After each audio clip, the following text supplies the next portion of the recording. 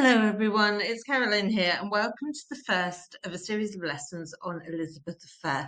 So, now, if you're doing this unit for the school, you've absolutely hit the jackpot. It's a really fascinating unit. And Elizabeth I is a really interesting person in her own right. And a lot of what makes her really interesting goes back to her childhood, which was full of trauma, ups and downs, and it ended up shaping her into this incredibly strong, intelligent, capable woman. So, learning objectives there for the end of the lesson, you can explain the impact of Elizabeth's early life. And to really understand Elizabeth and the Tudors, we have to go back to her grandparents. So Elizabeth's father was Henry VIII, who's famous for having six wives, and her grandfather, Henry VIII's father, Henry VII. Now, Henry VII, Henry Tudor, is really interesting because he is not born into royalty. He isn't a prince, his father wasn't a king. Henry VII wins the throne in battle. He kills the old king, Richard III, and then takes the throne from him. And what that means is the Tudors are really new as a royal family. Lots of people kicking around at court who remember them when they were just the Tudors, a normal sort of upper class family like everyone else. They've suddenly become royal. So you can see there the picture of the lady, that's Elizabeth of York, that's Henry VII's queen. So Elizabeth I's grandmother, who she's named after, and Elizabeth of York was related to the old King Richard III. So the Tudors are kind of marrying into the old royal family. But going back down the male line, they don't have hundreds of years of family members, fathers, grandfathers ruling England. And that is going to cause them problems. So especially this guy, Henry VIII. So you see him there with his six wives, the six women he married. And Henry VIII marries all of these women because he really needs a son. And it's not as sexist as it sounds. It's quite a lot sexist. But what Henry VIII is thinking, his claim on the throne is a bit shaky. Lots of people are like, where did the Tudors come from? If he doesn't have a son to follow him, are the other big families at court going to be like, well, what's the point of the Tudors? Let's put a new family on the throne. So England at this time hadn't had a ruling queen. They tried a few hundred years earlier with Queen Matilda, and it was a disaster. England ends up with this massive civil war. Lots of the sort of noble men at the time didn't accept her just because she was a woman, and the throne ends up going to one of her cousins, who's a male. So England has not had any experience of women ruling and being accepted. So Henry VIII is reasonable to be worried about this.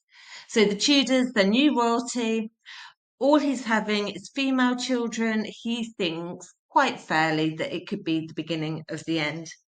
So those are the six wives. We're just going to focus on the first three because they're the ones that give Henry children. So you can see there his first wife, Catherine of Aragon. Aragon's now in Spain. She was a Spanish princess. And she gave him a daughter, Mary. Now, they did sadly have quite a few children. Mary is the only one that survives to adulthood. And both of them, both Henry and Catherine, are concerned about what will happen when Henry dies if Mary's going to be accepted as queen. So Henry VIII has a divorce from Catherine of Aragon to marry Anne Boleyn.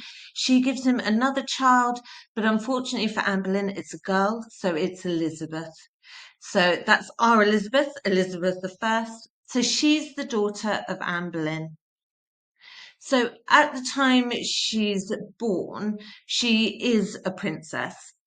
But princesses weren't expected to rule at this time. So the expectation is you're a princess, you're going to get married off to a foreign prince, and it will build an alliance for your country with his country. That's the kind of role.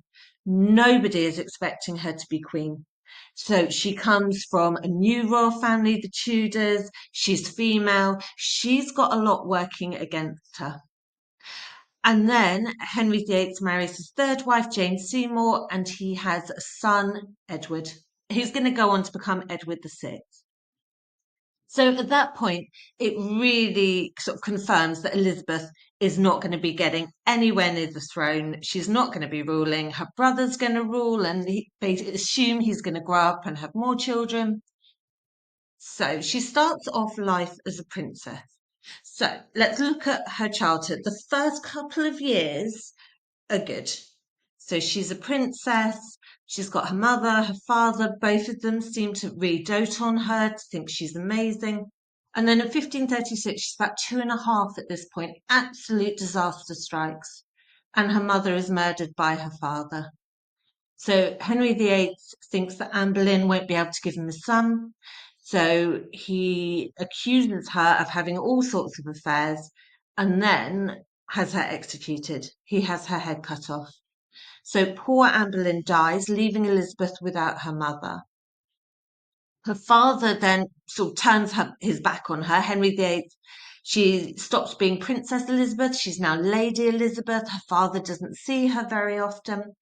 And what her father does, which at the time is really extreme, is he says she's something called illegitimate. So what this means, if you are illegitimate, it just means your parents aren't married when you're born. And in our society, that's not a big deal. In Tudor society, that's huge. Because if you're illegitimate, if your parents aren't married when you're born, you can't inherit. So what he's basically saying is she isn't a true princess. She isn't truly a member of the royal family because he wasn't technically married to her mother when she was born. So now poor Elizabeth, she has the trauma of losing her mother at the hands of her own father. She's part of this new royal family that's a bit shaky. She's female. Now she's illegitimate. Nobody at this time is going to be thinking she's going to have any kind of powerful life. So we can see there, this is a ring that Elizabeth had when she was queen. And you can see there the E in the kind of clear, are they diamonds? In those clear stones. But there is a secret to the ring. And if you see the picture on the right, it actually folds out. And so you see the picture of two women. The bottom one is Elizabeth later on in her life. People disagree about who the top picture is, but most historians agree that it's Anne Boleyn. So it's a bit of a myth that Elizabeth never spoke about her mother. That's not at all true. She does reference her mother. They include a picture of her mother in her coronation. So the ring would suggest that she still feels this very close link with her mother. So she kind of is kept in a separate house. She sees her father occasionally. Occasionally, he'll invite her to the palace. And then her father dies. And so she ends up moving in with these two people. So the lady on the right, that's Catherine Parr, that's Henry VIII's last wife. And Catherine Parr very kindly gives Elizabeth a place to stay. So Catherine Parr lives in a palace. She lives very well as sort of the widow of the old king. And she has Elizabeth live with her. So she's Elizabeth's stepmother.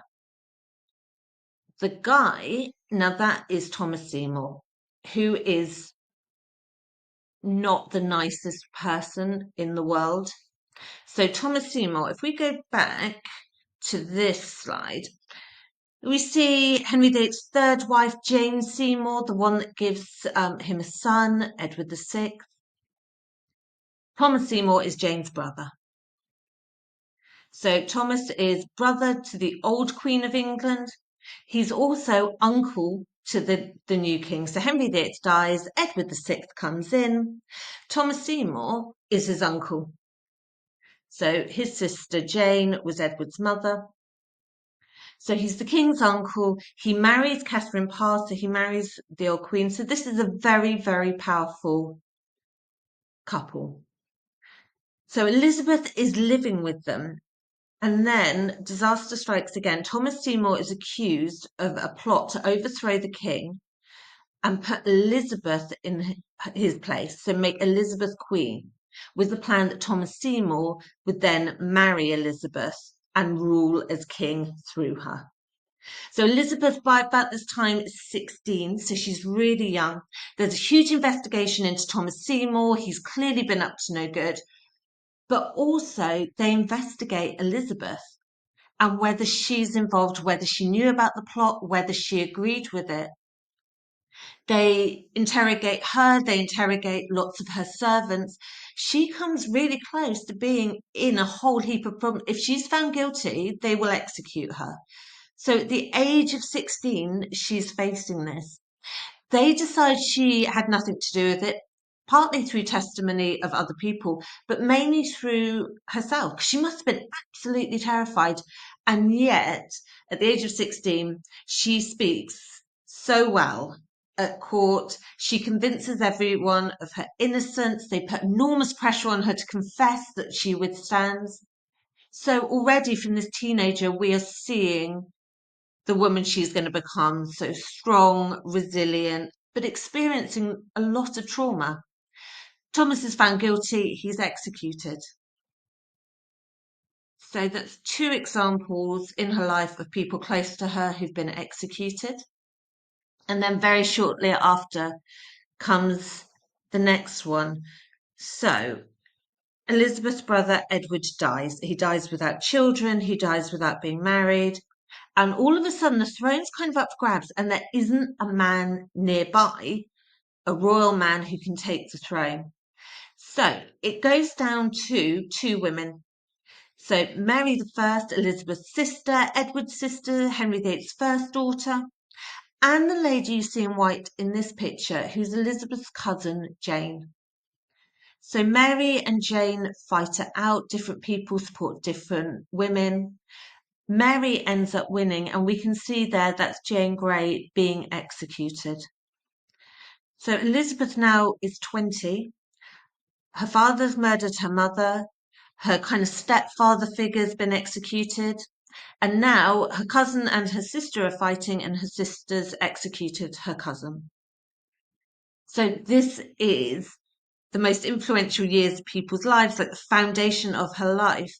And it's so uncertain, and it's at any moment something could happen. Someone you know, someone you love could be killed. So Elizabeth and Jane both stayed with Thomas and Catherine Parr, so they knew each other. It's a really, really unstable childhood.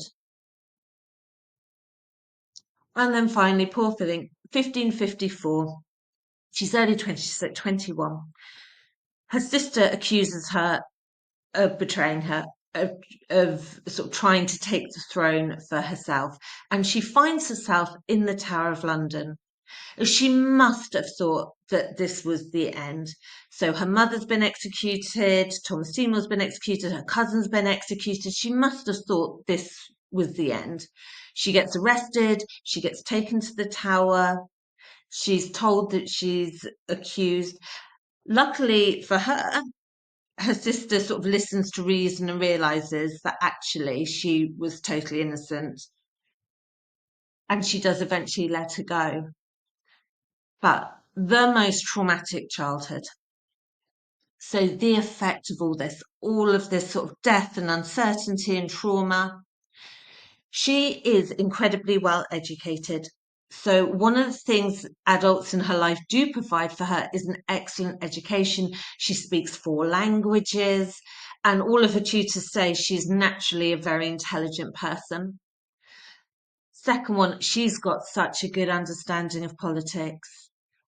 And the first rule being, don't trust anyone. And hasn't she just learnt that?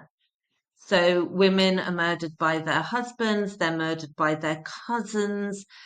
She has a really good understanding that you can be right at the top of the sort of the hierarchy and still be executed. Her mother was Queen of England, and she still lost her head.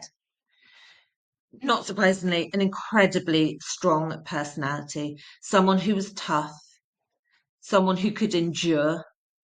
But that bottom one as well, she could be really ruthless if she wanted to be.